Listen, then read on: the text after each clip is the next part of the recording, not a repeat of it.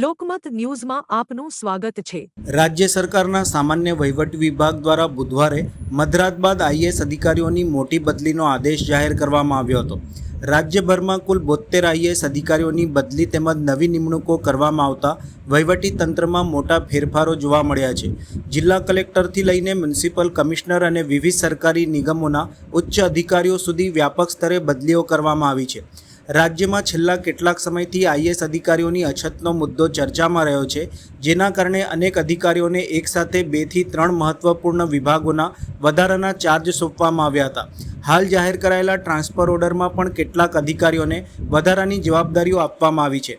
ખાસ કરીને ઉર્જા, શિક્ષણ, ટ્રાઇબલ ડેવલપમેન્ટ અને નગર વિકાસ જેવા વિભાગોમાં એક જ અધિકારી પાસે અનેક પદોની જવાબદારી રાખવામાં આવી છે।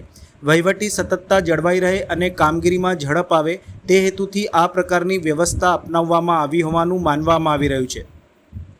આ બદલીઓમાં લાંબા સમયથી વધારાના ચાર્જના આધારે ચાલી રહેલી કેટલીક જગ્યાઓ ઉપર હવે નિયમિત પોસ્ટિંગ આપવામાં આવી છે।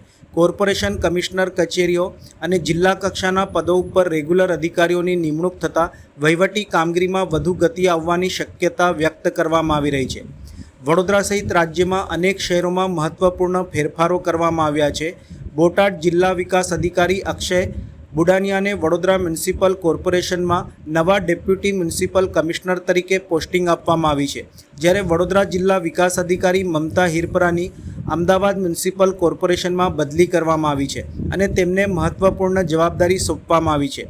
ઉપરાંત ગંગાસિંહની નર્મદા જિલ્લાના કલેક્ટર તરીકે નિમણૂક કરવામાં આવી છે। રાજ્ય સરકારના આ નિર્ણય બાદ અનેક જિલ્લાઓમાં નવા અધિકારીઓને તક મળી છે। આઈએએસ અધિકારીઓની આ મોટી બદલીને રાજ્યના વહીવટી તંત્રમાં મહત્વપૂર્ણ ફેરફાર તરીકે જોવામાં આવી રહી છે।